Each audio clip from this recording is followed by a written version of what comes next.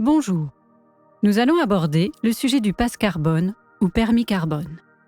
Ceci n'est pas une information farfelue ou complotiste, quoique, au vu du nombre d'informations estampillées complotistes qui se sont avérées exactes, cela serait en fait un gage de qualité. Mais c'est en tout cas un sujet dans les cartons des gouvernements et dont BFM s'est fait porte-parole avec un reportage nous expliquant les merveilleux bienfaits de cet outil. Outil de perte de liberté inimaginable et de contrôle des populations. Mais bien sûr, c'est pour notre bien. Au vu de toutes les mesures liberticides que la population a acceptées sous couvert de ce « c'est pour votre bien » et qui se sont avérées catastrophiques et mensongères, il est temps de ne plus accepter ces discours uniques que l'on appelle doxa et qui rappellent étrangement le totalitarisme. Écoutons tous les discours contradictoires avant d'être mis devant le fait accompli. La peur et la sidération ont bloqué notre capacité d'analyse pendant le Covid. Ne faisons pas la même erreur et soyons prêts à réagir. Voilà donc le discours officiel unique que vous trouverez dans les médias et réseaux sociaux qui, comme les Twitter Files l'ont démontré, censurent tout discours dissonant et donc nous désinforment. Le CO2 produit par l'activité humaine entraîne un réchauffement climatique catastrophique pour notre planète. Vous entendrez des experts de plateaux télé marteler cette information, culpabilisant les hommes de respirer, manger, voyager, etc. Les infantiliser à travers ce permis, démontrant qu'ils sont incapables de se réguler et que cet outil permettra de les punir s'ils sont déraisonnables. Nous aurons donc des points carbone pour notre quotidien, nourriture, trajet voiture, voyage en avion, chauffage du domicile, tout sera contrôlé. Et quand vous n'aurez plus de points, tant pis pour vous. Ah, petite précision, les points peuvent être achetés. Vous voyez où je veux en venir ? Ils pourront ainsi faire tout ce qu'ils veulent. Jet privé, jet ski, jacuzzi, côte de bœuf. Ils pourront continuer leur train de vie à l'identique grâce à leur argent, pendant que la classe moyenne et les pauvres seront réduits au strict minimum. Extraordinaire ce projet, non ? Ne serait-ce pas un indice que nous vivons en plutocratie, une élite financière qui dirige les gueux ?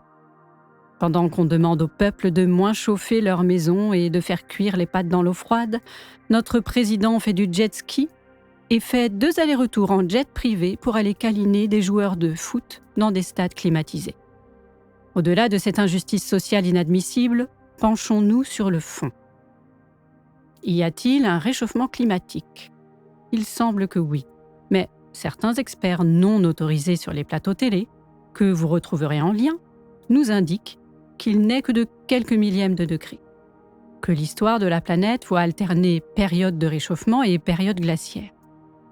On peut d'ailleurs s'interroger, une période glaciaire ne serait-elle pas pire pour la planète et pour l'homme ? Besoin en chauffage, difficulté à cultiver et donc famine, etc. Pendant les périodes de réchauffement de l'histoire, il n'y avait pas cette activité humaine. Il y a donc autre chose que le CO2 engendré par l'activité humaine qui entraîne des réchauffements. Certains parlent d'activité solaire, d'alignement des planètes. Je vous partage d'ailleurs un article qui démontre que l'ensemble des planètes du système solaire est victime de ce réchauffement. Par conséquent, cela ne peut avoir de lien avec l'activité humaine. Et 2 autres théories y sont avancées. Un flux de neutrinos exceptionnellement important ou de grandes ondes gravitationnelles générées lors de la fusion de 2 trous noirs géants en un seul. Les experts de plateau télé avouent parfois qu'il y a d'autres explications au réchauffement que le CO2, mais vont expliquer que l'activité humaine empire la situation naturelle. Pourquoi pas ? On constate pourtant actuellement une reconstitution des glaces en Arctique. Là encore, il semble que ce phénomène est classique. Quand les glaces fondent en Arctique, elles se renforcent en Antarctique et inversement. L'inversion serait en cours actuellement. Le but de cette bulle n'est pas de vous convaincre d'une théorie ou d'une autre, mais de vous donner différentes informations et sources pour vous faire réfléchir par vous-même et exercer votre esprit critique. Ce qui a terriblement manqué ces 3 dernières années. Et méfiez-vous des images traumatisantes, parfois détournées ou créées de toutes pièces, afin de bloquer notre esprit critique. Donc, deux théories s'opposent. La première veut qu'il y ait trop de CO2 à cause de l'homme. Si cela est exact, pourquoi ne pas tout simplement favoriser les super capteurs de CO2 de la nature ? Rideaux d'algues, chanvre, miscanthus, de super absorbeurs de CO2 avec de multiples bienfaits pour la nature et l'homme. Régénération des poissons, nettoyeurs de microplastiques, biobéton qui continue de capter le CO2 en tant que matériau de construction, biocarburant et biogaz d'algues pour toute l'Europe en abondance et peu cher, etc. Toutes les solutions pour réparer la planète existent, et pas seulement concernant le CO2. Je vous invite à écouter la bulle précédente sur l'économie bleue pour découvrir ces solutions déjà en action dans plusieurs coins du globe qui permettent de réparer la planète dans l'abondance et par conséquent, pas besoin de restrictions ni de passes. La deuxième veut que le CO2 ne soit absolument pas responsable de quoi que ce soit.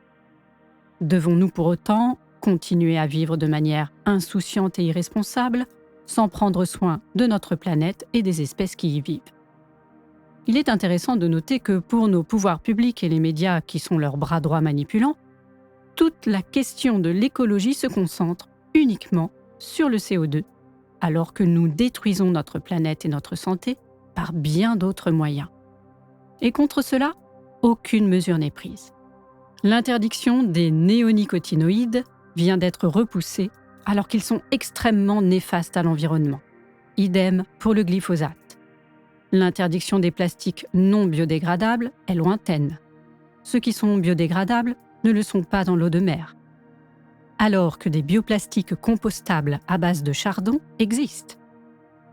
Les bisphénols A ont été remplacés par les bisphénols S, qui sont encore pires pour la santé.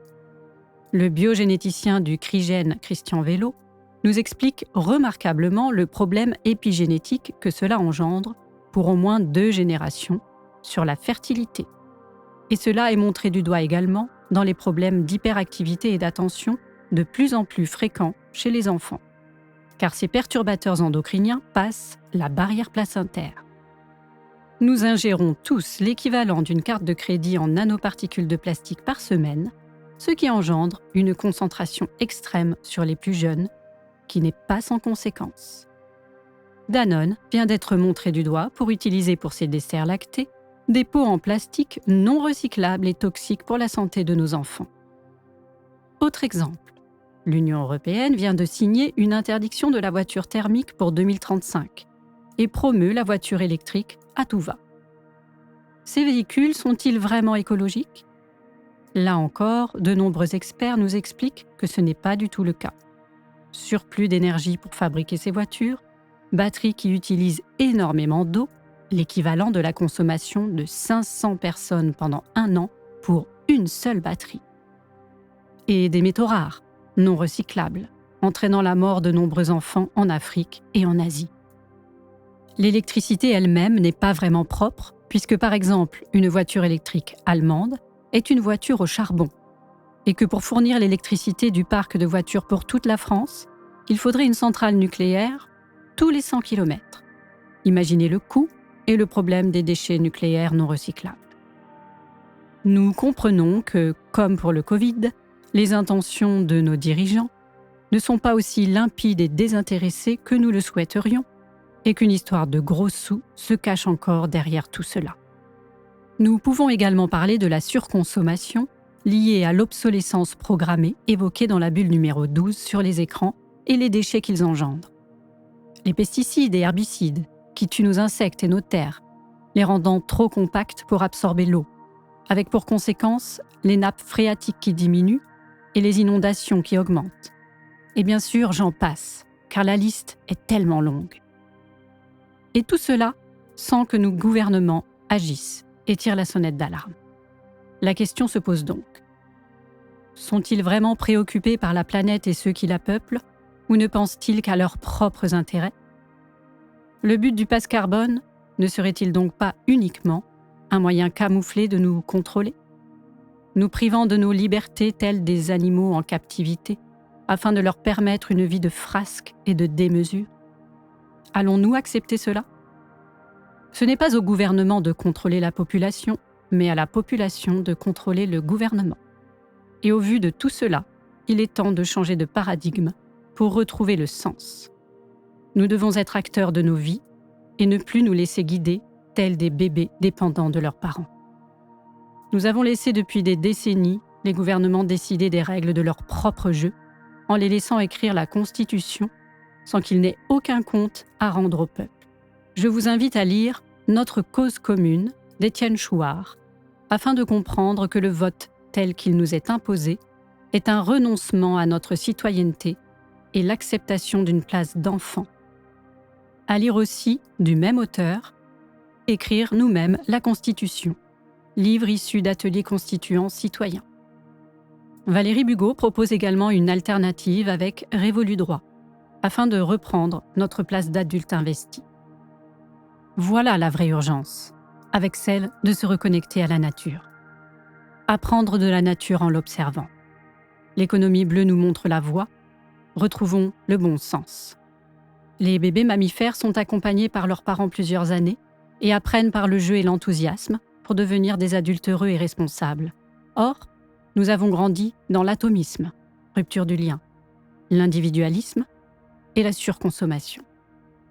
Retrouvons le vrai sens du mot « humanité » dans le lien et reprenons notre place de citoyens actifs pour le bien commun.